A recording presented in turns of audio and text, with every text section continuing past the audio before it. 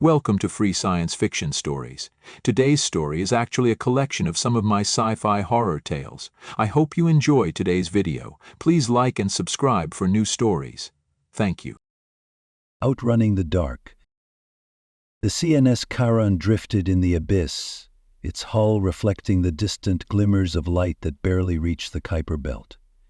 It was not a warship, not a fortress of steel bristling with weapons, but something far more important. A prototype, a test bed. A nuclear flame, the first of its kind, burned deep in its core, pushing the limits of what human ingenuity could withstand. The reactor had been running for 15 months, feeding the ship's powerful drive, proving that long-haul interstellar travel was not just theory, but a coming reality. The engines were designed to sustain a continuous low-thrust burn for years if needed, pushing the limits of deep space propulsion. It had survived solar radiation bursts, extreme temperature shifts, and the relentless silence of the outer system. Humanity had dreamed of breaking free from the slow crawl of rocketry, of escaping the chains of fuel limitations that had held them back since the dawn of spaceflight.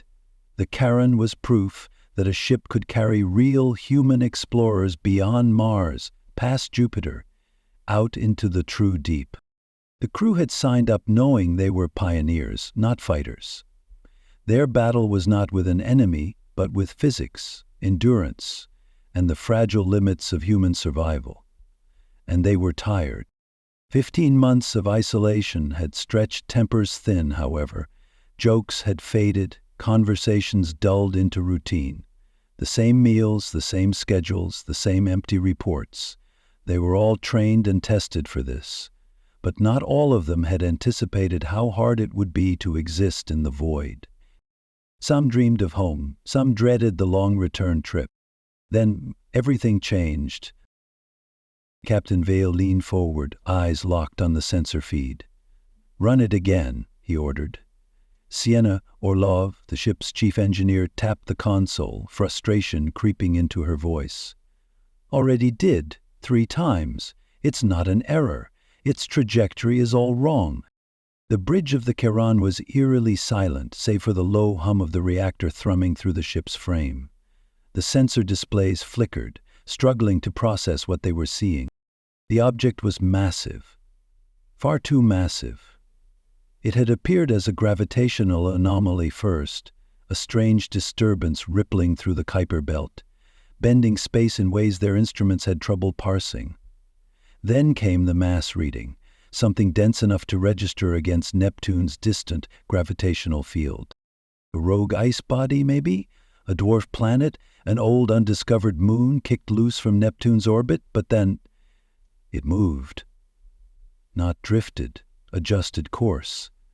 An unnatural, deliberate shift, like an animal twitching in its sleep. Sienna, standing over the primary sensor station, adjusted the calibration manually, muttering under her breath. "Come on, show me what you are." The image sharpened. Or at least, it tried to. And then the system failed to classify it. The software locked up for a moment before spitting out an error message. "Unknown object. No match found." Captain Vale narrowed his eyes, rubbing a hand across the stubble on his jaw. The ship's AI was trained to identify everything. The most comprehensive database of celestial bodies, spacecraft, debris, and known anomalies was coded into its systems. And yet, nothing. Lena, the science officer, leaned in closer to the screen. "Run a structure analysis."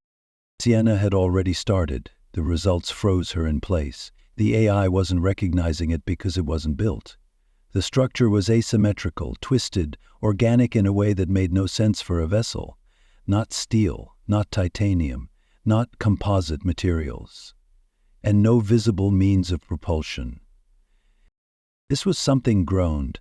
Lena's fingers hovered over the console, pulse quickening. "That's not normal." Sienna exhaled slowly. "No, it's not." On the external cameras, the object rotated slightly. And then they saw the others. The first mass had hidden them, but now that they were looking, they were everywhere. Dark shapes drifting between the ice fields, shifting in ways that didn't align with inertia. A fleet. Dozens. Hundreds, maybe. None of them were emitting standard propulsion signatures. No heat traces. No visible engines. A heavy silence settled over the bridge. Finally, Vale broke it. "We need to warn Mars immediately." Lena nodded. "Burst transmission?" "Now," Vale confirmed. Lena moved fast, setting the tight beam transmission to full power, aligning the signal toward the nearest relay satellite, a direct line to home. Then, the console went dark. Every display, every readout, every comms channel gone. The bridge lighting dimmed as the ship's AI stuttered, screens flashing. Error. Signal lost. Comms were dead, every frequency drowned. A slow, crawling dread settled over the crew. Lena's voice was barely above a whisper. "They just silenced us." The bridge felt colder in the quiet. The comms were dead. No signal, no static, not even background radiation interference, nothing. As if the universe beyond the hull had ceased to exist. Vale clenched his jaw, his pulse hammering in his ears. "Can you get it back?" Sienna's hands moved rapidly over the controls, forcing manual overrides. The screens flickered, warning messages scrolling faster than she could process them. "I don't know." Her voice was tense, clipped. "They didn't just jam us. They're smothering everything. There's no signal leakage at all." Lena leaned over the data logs, scrolling through the last few seconds before the blackout. "They saw us. Looks like some sort of active sensor ping hit us just before the blackout." Her voice was low, barely above a whisper. "And now they're deciding what to do." Vale exhaled through his nose. He didn't like this. The fleet wasn't advancing. They weren't closing in for an attack. They were waiting, watching. The largest of the alien vessels had been hovering motionless among the others, blended into the backdrop of the fleet, an impossibly huge silhouette against the ice fields. But now it drifted forward, closing the gap between itself and the Caron. "Captain?" Victor's voice was taut, hands gripping the flight controls. "I see it," Vale muttered. The alien ship twisted as it moved, its structure folding, reshaping, like something more organic than mechanical. There were no thruster burns, no inertia trails, nothing that looked like propulsion. It simply glided, defying every law of physics they understood. It stopped, hovering in the dark just beyond the Caron's bow. Long tendrils began to extend from the alien ship, spreading wide, enough to ensnare their vessel. And then the gravitational pulse hit. It was instantaneous, unstoppable, and crushing. The ship screamed around them, hull plates groaning, straining, as if being squeezed by an invisible fist. The lights flickered violently, gravity destabilizing for a fraction of a second. The Caron spun out of control. The impact had been silent, but the effect was immediate. Alarms blared, emergency klaxons screaming as the ship careened sideways, its bow dipping dangerously toward the asteroid field. Vale grabbed his chair's support rails, his stomach lurching with the sudden shift. "Victor, get control. Now!" "Trying," Victor said, wrestling the flight systems. Sienna shouted over the noise, her fingers flying across the flickering reactor panel. "Hull stress is spiking. We've got microfractures across the port side. Reactors destabilizing." Lena's hands were shaking as she stared at the external cameras. The alien ship hadn't moved. "They aren't following us." Vale turned toward her. "What?" She swallowed, her voice uneven. "They hit us, and now they're just watching." Vale turned back to the main viewport. The alien ship sat there in the dark, perfectly motionless. Sienna's voice snapped him back to reality. "If we don't get the reactor under control, we're dead anyway." Vale slammed his hand onto the emergency panel. "Then get it back online." Sienna gritted her teeth and overrode the safeties, forcing the reactor into a hard reboot. For a long, agonizing moment, nothing happened. The Caron kept tumbling, spiraling toward the asteroids. Then, the reactor roared back to life. Emergency thrusters fired, stabilizing the roll just as a jagged, ice-covered rock loomed in their path. Victor pulled the ship into a steep burn, barely skimming past the asteroid's surface. The ship lurched violently, but the spin was broken. Breathless silence filled the bridge as the alarms gradually died down. Vale's knuckles were white on his armrest. He turned his eyes toward the viewport. The alien fleet still hadn't moved. The Caron limped through the void, its wounded hull groaning with every course correction. The attack had left scars, microfractures along the port side, reactor fluctuations, sensor arrays barely functioning, but they were still alive. Captain Vale sat rigid in his chair, staring at the flickering display in front of him. The damaged report feed scrolled with damaged subsystems, failing redundancies, pressure fluctuations. The ship was still operational, but just barely. If they took another hit like that, it would be over. Lena broke the silence first, her voice quiet but firm. They could have finished us. Nobody responded. Because they all knew it was true. The alien fleet still loomed in the distance, a vast, unholy constellation of twisted forms and silent intentions. It was a message. They weren't dead because the aliens had allowed them to live. Vale's jaw tightened. Sienna, what's our status? How long will it take to make repairs? Sienna reviewed the data at the engineering console, running diagnostics, rerouting power through undamaged systems. She shook her head. We're leaking air. Slowly, but we'll be out of reserves in a couple of months if it isn't fixed. Reactor shielding held, but we've got fluctuations in power distribution. It can be fixed, but not quickly. Structural damage is pretty bad.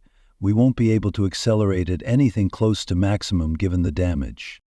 How long to make repairs? It'll take days, maybe more. Victor, his voice edged with frustration, turned from the pilot's console. We can't just sit here. We need to plot a course away from them, now. Vale didn't argue. They had to move. They were cut off from any human civilization. Mars was on the far side of the sun, so returning there wasn't the best option. Their distress signals weren't getting out. They couldn't call for help or warn anyone.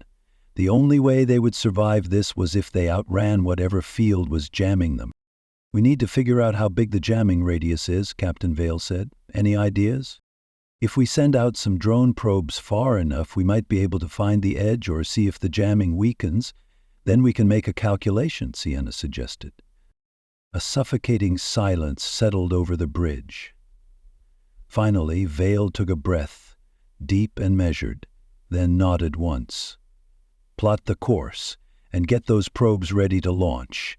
In the meantime, let's put some distance between us and those things out there. Victor turned back to the flight controls. Course plotted, his voice was tight. Slow burn, 2% thrust. The Caron shuddered as the nuclear drive engaged, pushing them just fast enough to start slipping out of the alien fleet's immediate grasp. Vale didn't relax. None of them did, because the aliens still weren't stopping them. They were letting them run, and somehow that was worse. The Caron sped through the void, its maneuvering thrusters firing in controlled bursts. They weren't moving fast, just enough to put distance between them and the fleet. But after a certain distance, several of the alien vessels began a distant pursuit, distant specks on their visual instruments.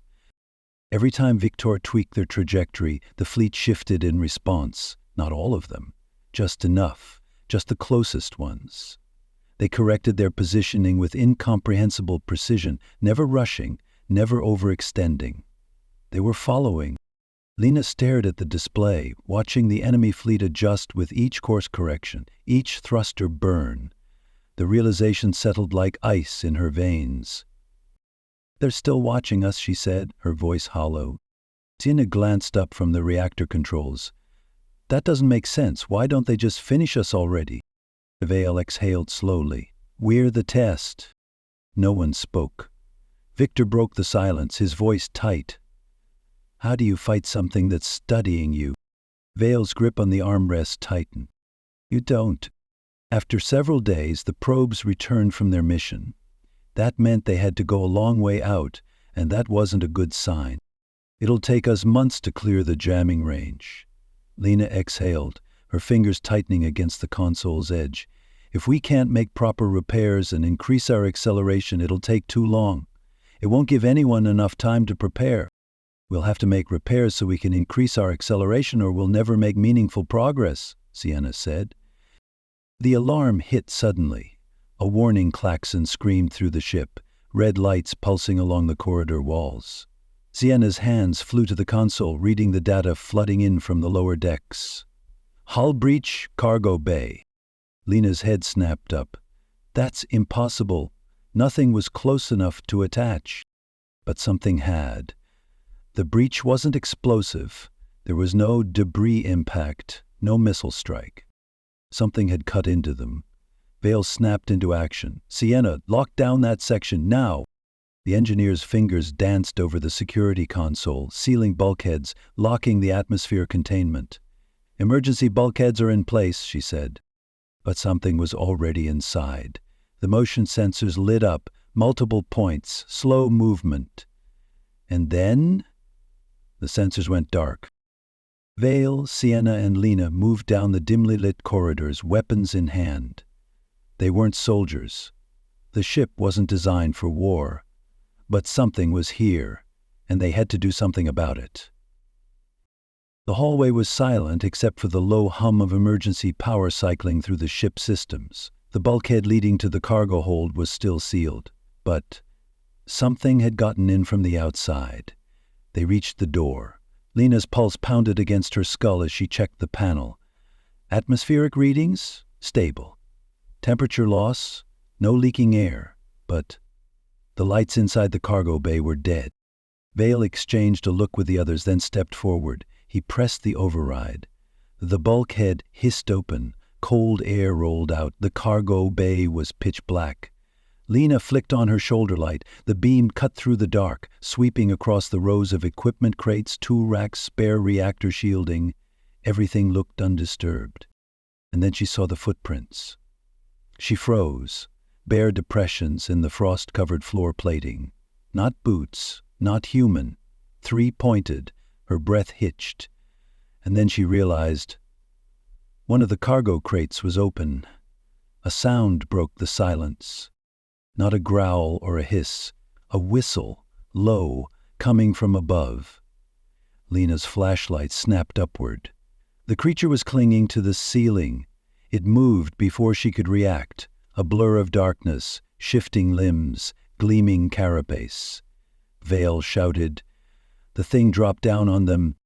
Lena stumbled back, her breath sharp in her throat as she fumbled to reactivate her light.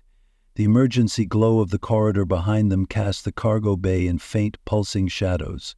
But it wasn't enough. The thing had already moved. Vale fired, his rifle's muzzle flash illuminating the creature for the briefest instant. A black, chitinous blur, limbs unfolding mid-air, a wet snap as it landed on its three legs. The rounds struck, but they did nothing. The thing kept moving. Sienna saw it next, her pulse rifle humming as it discharged, the rounds slamming into the bulkhead as the creature darted sideways, impossibly fast, its elongated body twisting through the narrow aisles of the cargo bay. The whistling grew louder, an unnatural melody reverberating through the space. Then it lunged out of the shadows. Lena barely had time to throw herself aside before the whistler crashed into the spot where she had stood. The impact crumpled a steel crate like paper, its weight bending the metal with a sickening screech. The smell of something organic filled the air. Not decay, not rot, but something damp and unnatural. Vale fired again. He moved fast, keeping his shots tight, but the creature was adapting, weaving through the darkness, avoiding direct fire as if it understood exactly where each bullet would land. Then it was on Sienna. She barely got her arms up before the Whistler's clawed limb lashed out, slamming her into the bulkhead. Her rifle skidded away, her breath hitching as pain lanced through her ribs. "Sienna!" Vale barked, but she was already moving, rolling away before the next strike came. Lena's light finally flickered back on just in time to see the creature's head turn toward her. Eyes but no face, just rows of ridges along its jagged exoskeleton. Then it vanished into the shadows. It whistled again, a sharp, trilling sound. It echoed off the walls, causing the crew members to search for its origin in confusion. They scanned the darkness, the three beams of the lights cutting a bright cone through the shadows. Then it charged. Lena fired instinctively, the shots from her weapon catching it in the chest and up. She held the trigger down too long and the muzzle climbed until her last shots hit the ceiling. The impacts to the creature weren't fatal, but it was enough. The creature reeled, its limbs skittering against the floor, a vibrant blue-green fluid dripping from the wounds. It was easy to see now, at least. Vale was already moving. He reached a storage rack, yanking free a pressurized canister of coolant. "Get clear!" he roared. Sienna and Lena dived aside as he hurled the canister. The Whistler turned toward him at the last second, just as he fired. The shot connected. The canister ruptured, a blast of freezing vapor detonating outward, instantly coating the creature's exoskeleton in a thick layer of frost. The Whistler shrieked, its whistling turning to a ragged, distorted trill. Lena lifted her weapon and fired a final shot. The Whistler jerked, its frozen limbs shattering under the force of the impact. It collapsed, twitching, its body contorted at broken angles. Then it stopped moving. For a long moment, no one spoke. The cargo bay was silent, save for the slow, fading echoes of their own breaths. Vale finally exhaled, lowering his gun. "Everyone in one piece?" Sienna winced, pressing a hand to her side. "Mostly." Lena stared at the remains of the creature, her pulse still racing. The whistling had stopped, but she didn't feel any relief. Because if one of them had gotten inside, that meant there might be more. They all took a few moments to catch their breath. Sienna wheezed as tested her injury. "I may have cracked a rib," she said, gingerly touching the bruised side. Lena walked back from the creature slowly until her back touched the wall. She slid down it until she was in a crouch, weapon discarded, and stared numbly at the creature's remains. Vale was watching them as well, distrusting of the sudden stillness. When they were all about to leave, motion caught their eye. Every part of the thing's shattered remains started moving, twitching at first. The captain wasted no time grabbing a container of fuel from off of a different shelf. He doused the remains and set them alight. The smell was terrible, the smoke thick and black as they closed the cargo bay doors and returned to the bridge. The Caron had been accelerating for a week, its wounded hull groaning occasionally under the strain of slow acceleration, its nuclear drive a pale ember against the vast, indifferent void. The alien fleet was behind them now, but not gone. It lingered in the black, a collection of incomprehensible shapes drifting in a slow pursuit. The crew had learned to stop checking the long-range scans. It was always there, watching, keeping a constant distance. Repairs were going slowly but were nearly completed. Encounters with the strange and deadly alien beings were causing delays, and almost everyone was injured by this point during the sporadic clashes. Sections of the ship had to be abandoned to the creatures. Barricades of scrap and extra hull plating were made to slow their advance as they took over the ship. That left them with a terrible decision. "We'll never make it before they gut the ship," Vale said to the assembled crew. "I've been thinking about that too," Sienna said, a dour expression on her face. "We can only hold them off for so long. None of us are trained for this sort of thing. We've been pretty lucky so far just getting the repairs done." "What is the maximum acceleration we can sustain?" Captain Vale asked. "We can easily exceed human tolerances now," Victor said. "If we want to try and out-accelerate them, we can go for 4G for a bit, then decrease before we all pass out and die. Eventually, We'll have to drop to 1G long term, but we don't know how fast they can go, or what the things on board might do." He trailed off. "There's really only one thing to do," Sienna said with a heavy sigh. "Go all in. If we burn all of our fuel, we might be able to get a message to Earth or Mars." Vale said. "That's assuming they don't blast us into dust," Lena said. "Yes, assuming that," Vale agreed. "And we won't be able to stop," Lena stated the hard, obvious truth, tears welling in her eyes. We were never going to make it anyway," Sienna said. "Half the ship is theirs already. If we put all of our efforts into defense of the bridge section, we might be able to hold them off long enough to do this thing." With heads hung low, they all agreed to the plan and donned their high-G suits for the difficult acceleration phase. Vale summoned as much confidence as he could. "Do it," he ordered. Lena sat at her console, silent as she ran the calculations one last time, as if hoping the numbers had somehow changed. Vale stood beside her, watching the data scroll past, the flickering readouts spelling out their reality in cold, unfeeling logic. She exhaled, slow and controlled, before lifting her gaze to meet his. Victor initiated the final hard burn, the last they would ever make. The Caron shuddered violently, its hull screaming as the nuclear drive roared to full output, a desperate final thrust that locked them into a fatal trajectory. At first it was nothing more than ghost signals, faint traces of background radiation that their systems had not been able to detect before. Then came fragments of garbled transmissions, bleeding through the interference, meaningless bursts of data, remnants of the outside universe finally creeping back in. They could send a message. They could warn Earth. Their mysterious pursuers had fallen off along the way, unable or unwilling to chase them, or more likely they were planning for the creatures that had gotten on board would do the work for them. But the bridge had held well so far. The moment they cleared the final reach of the jamming field, Sienna routed all remaining power to the ship's transmitter. It was weaker than it should have been, strained by damage, but it would be enough. Their message raced ahead of them, an encoded burst transmission aimed at the inner system relays, reaching out across the void to the only people who could listen. At this range, it would take about an hour to reach Earth, Mars being on the far side of the sun.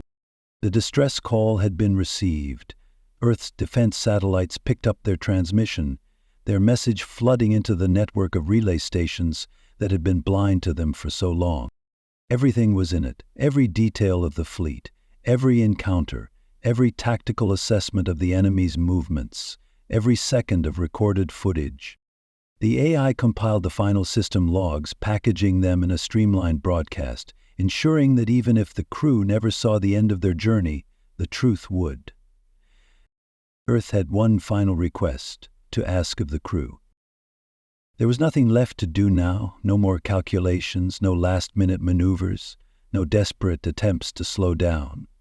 Their fuel was gone, their trajectory set. They were a bullet, and the moon was the target. Earth and the moon had already been attacked. Desperate battles had taken place, and most of the lunar mining operations had been lost. But their one-way trip wasn't in vain.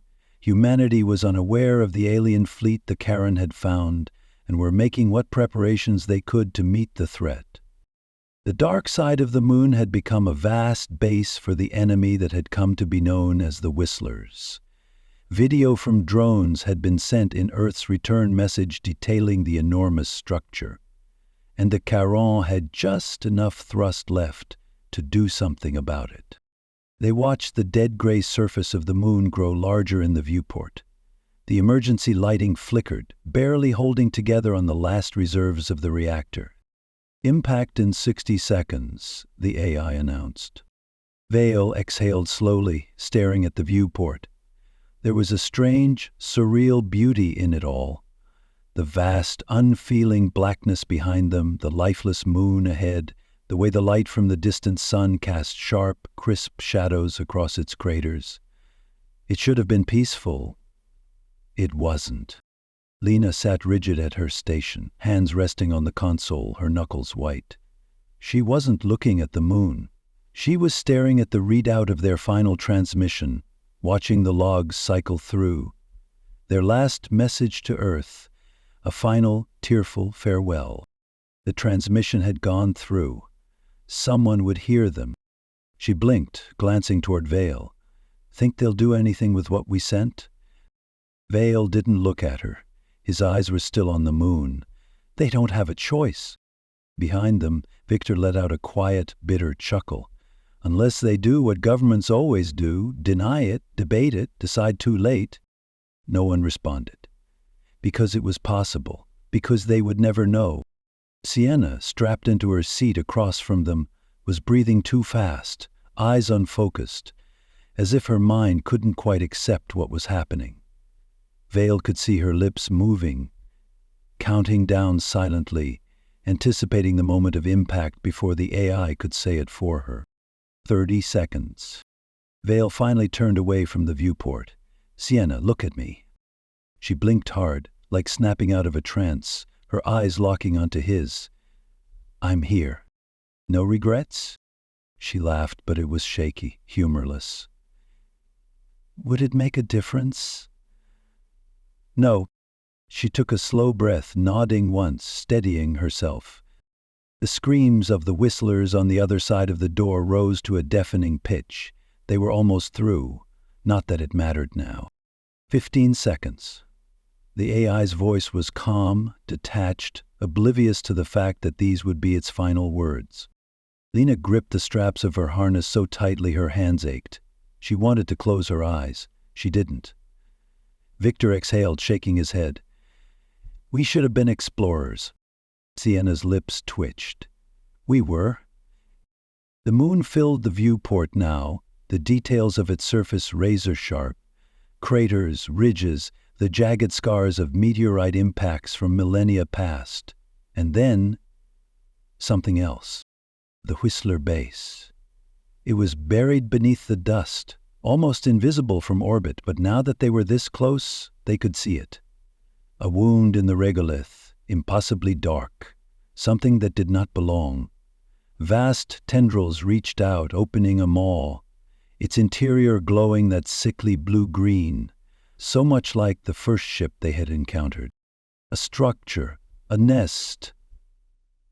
Vale's breath hitched. They're here. They all saw it too.